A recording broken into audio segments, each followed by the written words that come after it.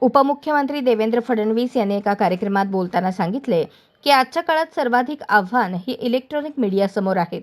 तंत्रज्ञानाच्या वाढत्या वापरामुळे बातम्या क्षणार्धात पसरतात आणि त्यातच तथ्य तपासणं कठीण होतं. त्यांनी म्हटलं की मीडियाने जबाबदारीने आणि सत्यतेची खात्री करूनच बातम्या द्याव्यात. अफवा आणि चुकीची माहिती यामुळे समाजात गोंधळ निर्माण होतो, हे टाळायला हवे.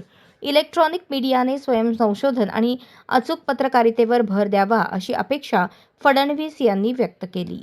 मला असं वाटतं की सर्वाधिक आव्हानं ही इलेक्ट्रॉनिक मीडियासमोर मला पाहायला मिळतात. कारण आमचे कॅमेरामॅन असतील किंवा आमचे अँकर्स असतील, आमचे रिपोर्टर्स असतील, तासन तास म्हणजे अनेक वेळा तर आम्हाला इतकं वाईट वाटतं की आमच्या समजा सत्ता स्थापनेचा काही काळ असेल तर त्या काळामध्ये 22 तास आमच्या घरासमोर ते उभे असतात आणि त्याच्यामध्ये कधी न्यूज मिळते, कधी मिळत नाही. शेवटी आमच्या घरी कोण आला आणि कोण गेला याची न्यूज तयार करावी लागते, कारण 22 तास करणार काय.